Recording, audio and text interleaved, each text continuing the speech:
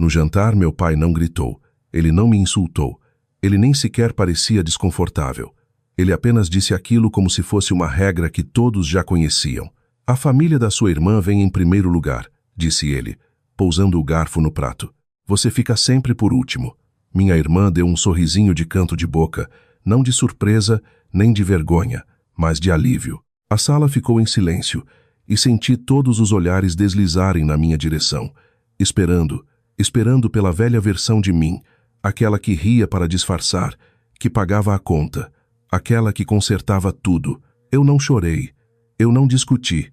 Levantei a cabeça, encontrei os olhos do meu pai e disse, bom saber, porque naquele momento algo se partiu, não meu coração, mas a minha lealdade.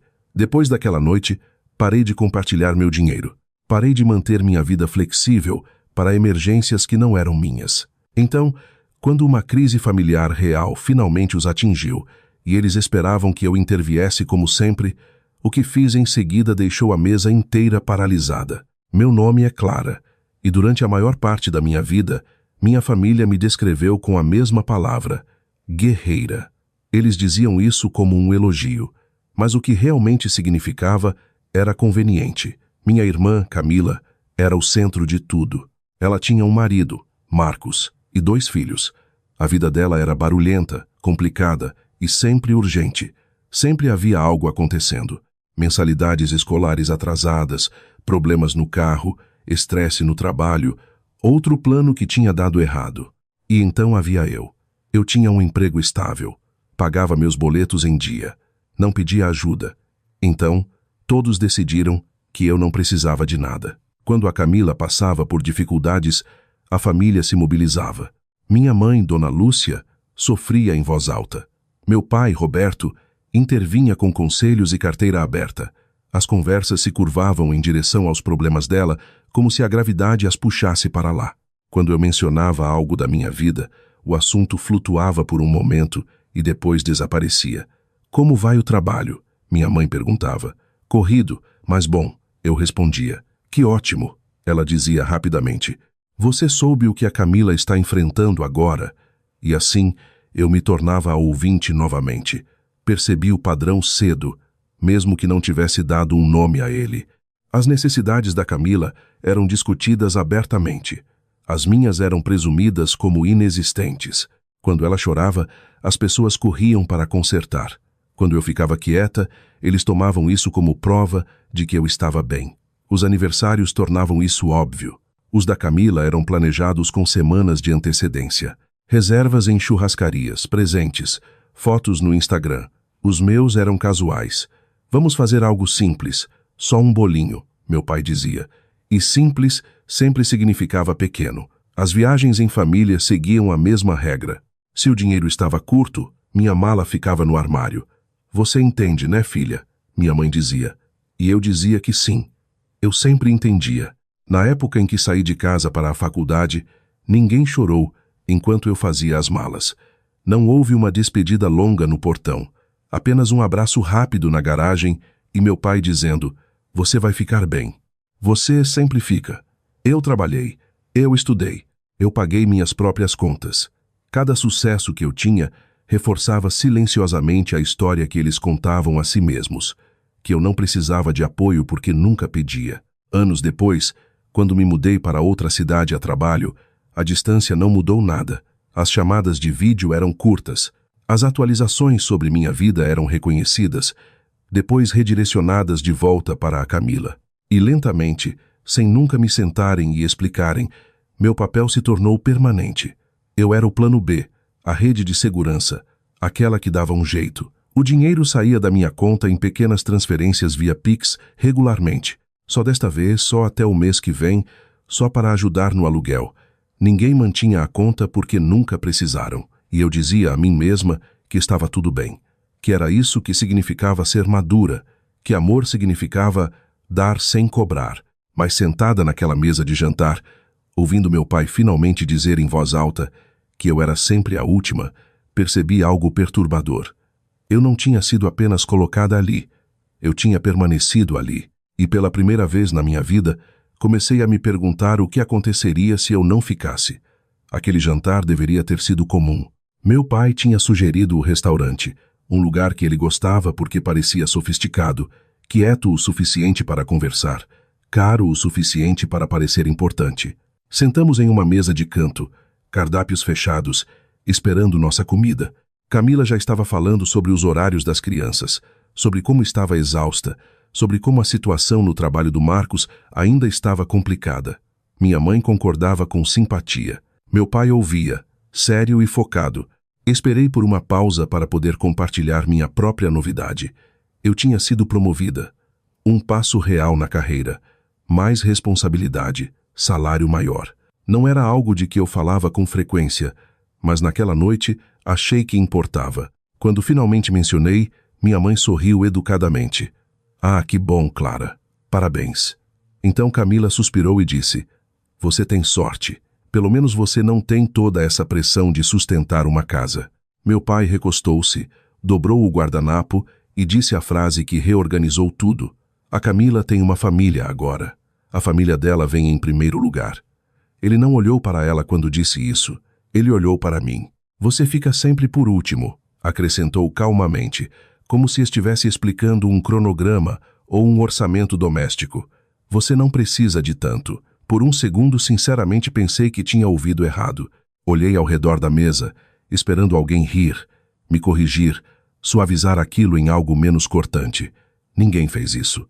A boca da Camila curvou-se em um pequeno sorriso enquanto ela levantava a taça. Não presunçosa, apenas confortável, como se tivesse ouvido essa verdade muitas vezes antes, mesmo que nunca tivesse sido dita tão claramente. Minha mãe se mexeu na cadeira, mas não disse nada. Marcos olhou para o prato. O silêncio se esticou, denso e estranho. Eu podia senti-lo pressionando meu peito, o desejo familiar surgindo o instinto de tornar as coisas mais fáceis para todos os outros. Dizer que estava tudo bem. Dizer que eu entendia. Não dizer nada. Em vez disso, surpreendi a mim mesma. Assenti uma vez e disse: Bom saber. Meu pai franziu a testa. O que isso quer dizer? Quer dizer, eu disse, uniformemente, que agradeço por você ser honesto. As sobrancelhas da minha mãe se juntaram. Clara, não seja sensível. Não estou sendo, respondi. E, pela primeira vez, aquilo era verdade. O resto do jantar passou em uma conversa forçada. Ninguém tocou no assunto novamente, mas tudo parecia fora do lugar, como se uma rachadura tivesse se aberto sob a mesa e todos estivessem cuidadosamente fingindo não notar. Quando nos levantamos para sair, meu pai pagou a conta como sempre, sem drama, sem confronto. Mas no caminho para casa, repassei as palavras dele repetidamente. Você fica sempre por último, não com raiva, não com crueldade, mas com certeza. E aquele foi o momento em que entendi algo que evitei a vida inteira. Meu lugar na minha família nunca tinha sido temporário, tinha sido permanente. E uma vez que algo é nomeado, uma vez que é dito em voz alta, não pode mais ser ignorado. Quando estacionei na garagem do meu apartamento, não estava chateada. Eu estava lúcida, clara de que, se eu sempre seria a última, então eu precisava parar de construir minha vida em torno de pessoas que esperavam que eu ficasse lá. Essa clareza não fez barulho, mas mudou tudo. Não acordei na manhã seguinte com um plano mirabolante. Não houve decisão dramática, nenhuma lista colada na geladeira dizendo corte relações ou imponha limites. O que senti, em vez disso, foi algo mais quieto e pesado. Uma sensação de que, se eu continuasse vivendo da mesma maneira, nada mudaria nunca, nem para eles, nem para mim. Então, comecei fazendo o oposto do que sempre fiz. Parei de reagir. Quando minha mãe mandou mensagem alguns dias depois, a Camila está um pouco sobrecarregada esta semana. Você poderia ver como ela está? Li a mensagem, deixei o celular de lado e terminei meu café. Não porque eu não me importasse, mas porque percebi o quão automática minha resposta antiga teria sido. Claro, eu resolvo, eu facilito. 1 hora se passou, depois 2. O mundo não colapsou. Essa percepção me perturbou mais do que as palavras do meu pai no jantar. Eu tinha passado anos acreditando que, se não interviesse imediatamente, algo terrível aconteceria. Mas nada aconteceu. Nenhuma emergência, nenhuma catástrofe. Apenas silêncio. Nas semanas seguintes, fiz pequenas mudanças práticas, silenciosas, do tipo que ninguém nota até que importem. Abri novas contas bancárias apenas em meu nome. Movi minhas economias. Cancelei acessos compartilhados e cartões adicionais que nunca tinha questionado antes. Parecia estranho, quase sorrateiro, embora fosse o meu dinheiro. Eu continuava esperando a culpa me atingir como uma onda. Em vez disso, o que senti foi alívio. Não empolgação, alívio, como se eu tivesse prendido a respiração por anos sem perceber. Os pedidos não pararam imediatamente. Eles apenas mudaram. Camila mandou mensagem tarde da noite. Ei, nosso boleto venceu e o pagamento voltou. Você pode nos salvar com um Pix até sexta? Ela adicionou um emoji rindo, como se não fosse grande coisa. Encarei a mensagem por um longo tempo. No passado, eu já estaria abrindo o aplicativo do banco. Desta vez, digitei 3 palavras e enviei antes que pudesse pensar demais. Não posso agora. Sem explicação, sem desculpas. A resposta dela veio rapidamente. Ah, ok. Nada mais. Minha mãe ligou no dia seguinte. Você tem estado meio quieta ultimamente, disse ela cuidadosamente. Está tudo bem? Ah, sim, respondi. E estava. Houve uma pausa na linha, o tipo que significava que ela estava esperando por mais por garantia, por uma razão, para que eu suavizasse qualquer desconforto que meu silêncio tivesse criado. Quando nada veio, ela mesma preencheu o espaço. Sabe, a Camila está sob muita pressão, acrescentou gentilmente. Eu sei, eu disse. E foi isso. Não ofereci soluções. Não me ofereci para pagar nada. Não prometi resolver nada. Terminar a ligação pareceu errado, como se eu estivesse quebrando uma regra não dita. Mas também pareceu honesto. Pela primeira vez, eu não estava interpretando meu papel. Eu estava apenas existindo. Com o tempo, comecei a ver o quanto da minha vida tinha sido moldada em torno de estar disponível.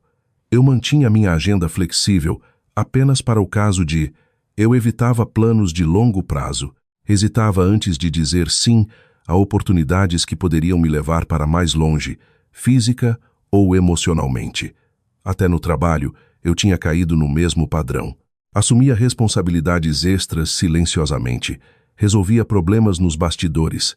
Garantia que tudo funcionasse sem pedir crédito. Ser confiável tinha se tornado minha identidade inteira, e eu estava cansada. Uma noite, sentada sozinha no meu apartamento, abri meu laptop e revisei minhas finanças, não para calcular o que eu podia dar, mas para ver o que eu tinha. Pela primeira vez, me permiti imaginar um futuro que não incluísse resgatar ninguém. Viagens, segurança, descanso. A ideia parecia quase egoísta, e então percebi o quão profundamente essa crença tinha sido ensinada a mim. Que se importar significava sacrificar, que o amor exigia inconveniência, que ser a última era prova de maturidade. Mas, e se não fosse? E se ser a última não fosse uma virtude, mas um hábito com o qual todos tinham ficado confortáveis? Eu não confrontei ninguém. Não me expliquei. Não fiz anúncios. Apenas parei de deixar espaço na minha vida para emergências que não eram minhas. E, lentamente, pude sentir o equilíbrio mudando. Não externamente nada dramático tinha acontecido ainda, mas internamente algo havia mudado. Eu não estava mais parada no mesmo lugar, esperando ser chamada. Eu estava recuando, observando, prestando atenção. E eu não tinha ideia de quão cedo minha família notaria, ou quão rápido eles testariam se eu estava falando sério desta vez.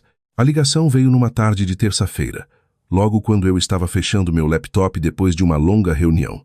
Quase não atendi, não porque estava com raiva, mas porque reconheci o número e a sensação que vinha com ele. Aquele aperto familiar no peito, o reflexo de me preparar antes que a primeira palavra fosse dita. Clara, minha mãe, disse no momento em que atendi. A voz dela estava tensa, apressada, controlada da maneira que as pessoas soam quando as coisas já estão desmoronando. Precisamos conversar. Inclinei-me para trás na minha cadeira. Sobre o quê? Houve uma pausa, longa demais. Você pode vir aqui neste fim de semana? Ela perguntou. É importante. Ela não explicou. Ela nunca explicava quando a explicação custava caro. Vou pensar, eu disse. Essa não era a resposta que ela esperava. No passado, eu já estaria verificando horários de ônibus ou enchendo o tanque do carro, reorganizando minha agenda, perguntando o que podia fazer. Desta vez deixei o silêncio sentar entre nós. Ok, disse ela finalmente. Só, por favor. Quando cheguei à casa dos meus pais 2 dias depois, parecia diferente antes mesmo de eu entrar. A entrada da garagem estava cheia. O carro da Camila estava lá. O do Marcos também. A porta da frente abriu devagar, como se a própria casa estivesse hesitando. Dentro, a sala de estar parecia mais pesada do que eu lembrava. Pilhas de envelopes cobriam a mesa de centro. Contas, avisos de cartório, papéis com logotipos oficiais e carimbos vermelhos que faziam meu estômago apertar. Ninguém estava sentado confortavelmente. Meu pai estava perto da janela, braços cruzados. Minha mãe pairava perto do sofá. Camila estava sentada rigidamente olhando para o chão. Marcos evitava meus olhos completamente. Ninguém perguntou como eu estava. Minha mãe começou a falar imediatamente, palavras derramando mais rápido do que podiam ser organizadas. Houve alguns atrasos, algumas decisões que não saíram como esperávamos. É temporário. Camila interveio. Não é tão ruim quanto parece. Só precisamos de tempo. Meu pai pigarreou. As coisas ficaram apertadas. Eles falavam ao redor do problema, circulando-o cuidadosamente, como se dizê-lo diretamente pudesse torná-lo real. Eu ouvia quietamente, mãos cruzadas no colo, notando o quão familiar isso parecia. A tensão, a construção, o momento logo antes de todos se virarem para mim. E então, eles se viraram. Você está numa situação estável, disse meu pai finalmente. Você não tem filhos, acrescentou minha mãe. Você consegue lidar com isso melhor do que a maioria, disse Camila suavemente. Ali estava, a suposição vestida de lógica. O acordo tácito que todos já tinham feito antes de eu passar pela porta. Senti algo mudar dentro de mim. Não raiva, não pânico, mas clareza, afiada e calma. Fiz uma pergunta. Qual é o plano se eu não ajudar? A sala ficou em silêncio. O rosto da minha mãe caiu. Clara, não diga isso. Estou falando sério, disse eu uniformemente. O que acontece se eu não intervier? Ninguém respondeu. Camila parecia em pânico agora, não aliviada. Meu pai franziu a testa como se estivesse tentando resolver um problema de matemática que não fazia mais sentido. Marcos se mexeu desconfortavelmente perto da porta. Isso não é justo, disse minha mãe baixinho. Somos família. Eu balancei a cabeça. Eu sei. E pela primeira vez, saber disso não significa automaticamente me sacrificar. Levantei-me. Preciso de tempo, eu disse, para entender tudo. Eles assentiram rápido demais. Gratos, certos de que tempo significava que eu estava calculando quanto poderia dar.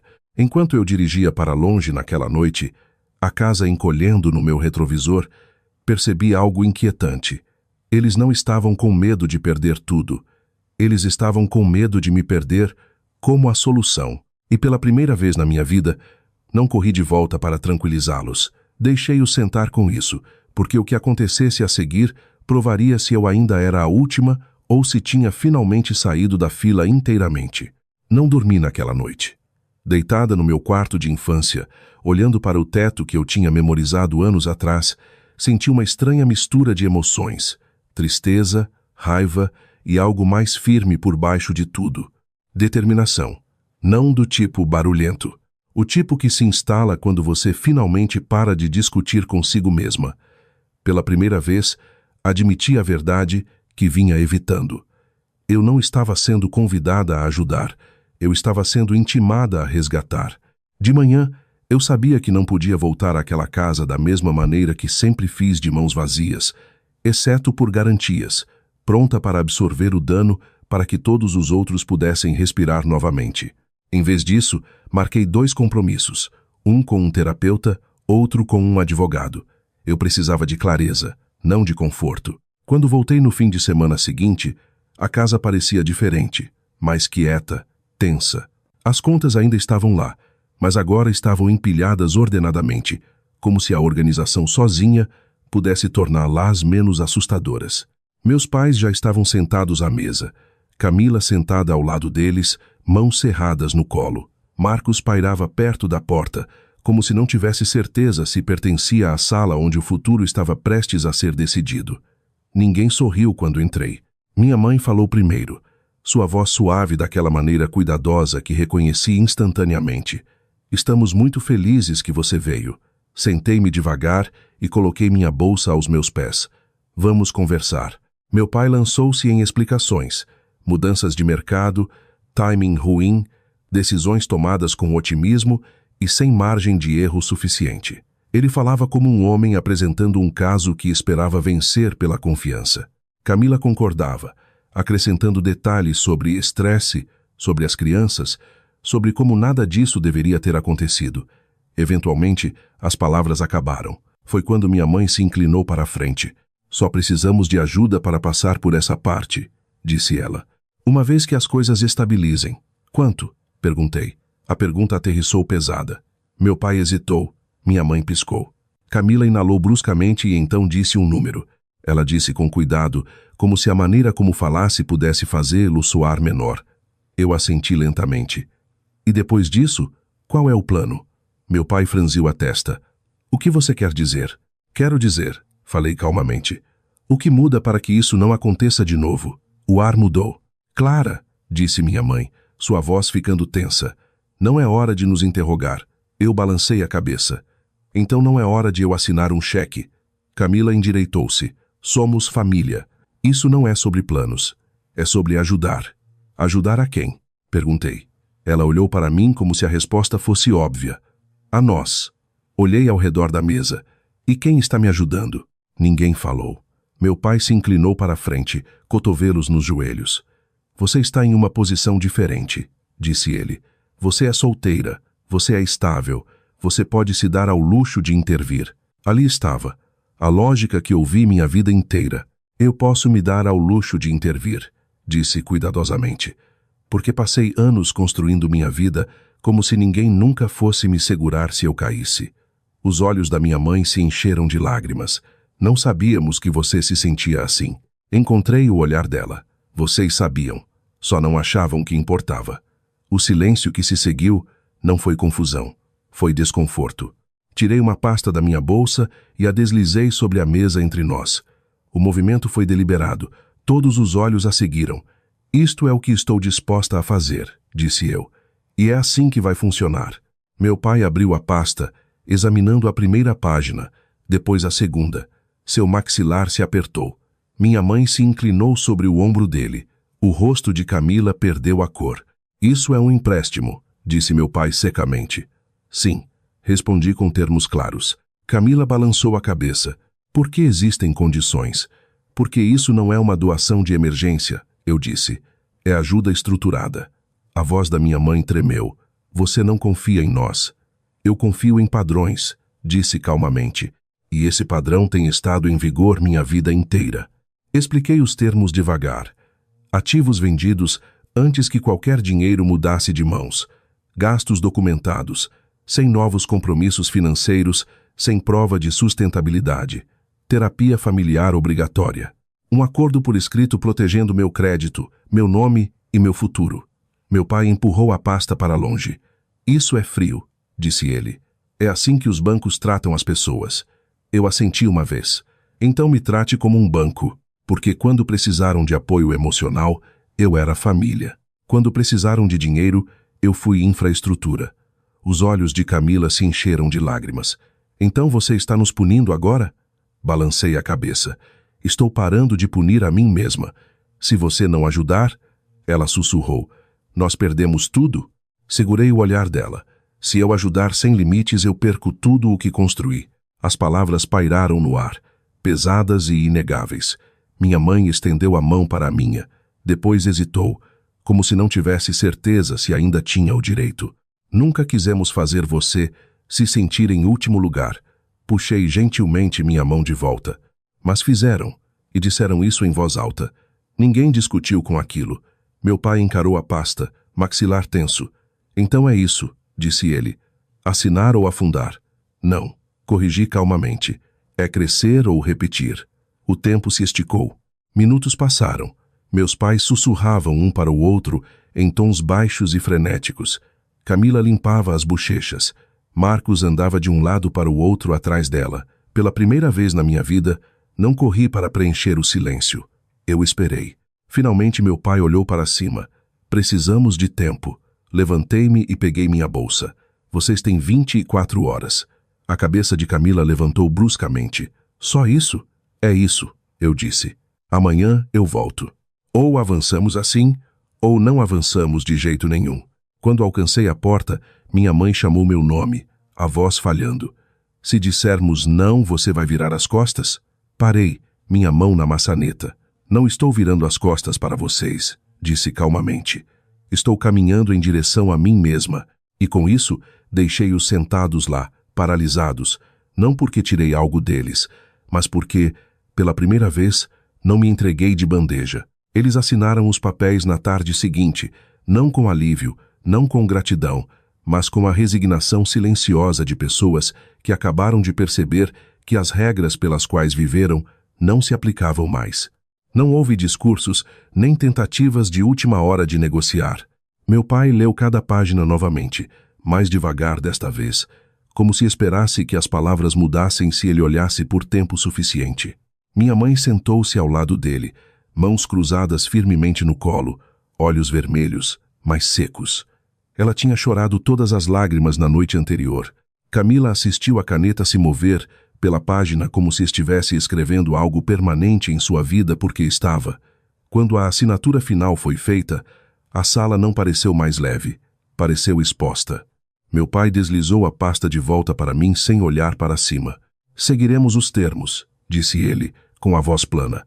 Eu sei, respondi.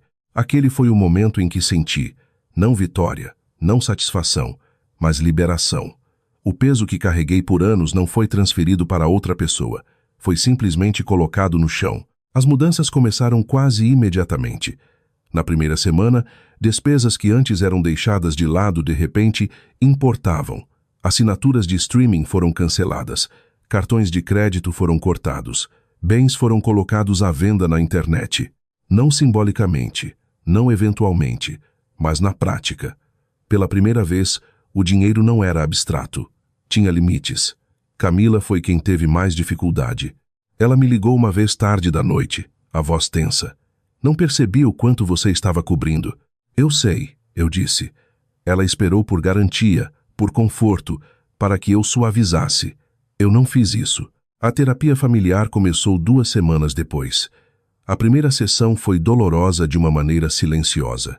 Meu pai falava como um homem com medo de dizer a coisa errada. Minha mãe pedia desculpas repetidamente, mas nunca terminava uma frase. Camila sentava rigidamente, braços cruzados, defensiva, até que a terapeuta fez uma pergunta simples. O que acontece quando a Clara não intervém? Ninguém respondeu. Aquele silêncio fez mais do que qualquer argumento jamais fez. Nas sessões seguintes, surgiram padrões que nunca tinham sido nomeados antes. Como o "a Clara está bem" tinha se tornado uma desculpa. Como minha independência tinha sido confundida com capacidade infinita. Como ser a confiável tinha apagado lentamente meu direito de precisar de qualquer coisa. Eu ouvia mais do que falava, não porque tinha perdoado tudo, mas porque não precisava mais ser ouvida para me sentir real. Fora das sessões, a vida se ajustou. Marcos encontrou trabalho, não porque as coisas melhoraram de repente, mas porque não havia mais um colchão macio embaixo dele. Meus pais reduziram suas expectativas antes de reduzirem qualquer outra coisa, e só isso mudou cada conversa. Eles pararam de ligar com urgência, pararam de insinuar, pararam de presumir. Quando minha mãe perguntava como eu estava, ela esperava pela resposta. Quando meu pai falava comigo, escolhia as palavras com cuidado. E Camila? Camila olhava para mim de forma diferente agora. Não com superioridade, não com expectativa, mas com incerteza.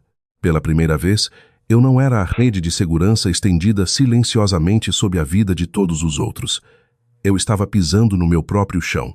E enquanto a família não estava curada, não totalmente, não limpamente, ela estava sendo honesta de uma maneira que nunca tinha sido antes. O custo dessa honestidade foi alto, mas foi finalmente compartilhado. Quando voltei para o meu apartamento, o silêncio parecia diferente. Não vazio, não solitário, mas descarregado. Por anos, o silêncio me deixava ansiosa. Silêncio significava que alguém podia precisar de algo, e eu não estava respondendo rápido o suficiente. Significava que um problema podia estar se formando em algum lugar sem mim, lá para suavizar. Agora o silêncio parecia merecido. Dormi a noite toda pela primeira vez em meses. Meu celular ficou virado para baixo na mesa de cabeceira. E quando vibrou, meu peito não apertou automaticamente. Eu não estava mais me preparando para o impacto. Eu não estava calculando o quanto me custaria ser necessária. O trabalho mudou também. Parei de me voluntariar para responsabilidades extras que não eram minhas. Pedi clareza, em vez de absorver o caos. Quando meu gerente me agradeceu por vestir a camisa, eu disse: gostaria que isso fosse refletido no meu cargo. As palavras surpreenderam a nós dois, mas ficaram. Planejei coisas sem checar o calendário de ninguém, mais viagens que adiei por anos. Fins de semana que pertenciam apenas a mim. Metas que não incluíam uma estratégia de saída caso outra pessoa desmoronasse. Quando minha mãe ligava agora, era diferente. Como você está, de verdade? Ela perguntava. Uma noite eu contei a ela, e ela ouviu sem redirecionar a conversa, sem adicionar o estresse da Camila como contexto. Camila mandava fotos das crianças, sem legendas sobre dinheiro, sem dicas silenciosas, apenas fotos. Uma vez ela acrescentou: estamos nos virando. Eu acreditei nela. A maior mudança não foi a deles, no entanto. Foi a minha. Parei de me sentir responsável por manter a ilusão de que tudo estava bem. Não corri para suavizar desconfortos ou preencher o silêncio com garantias.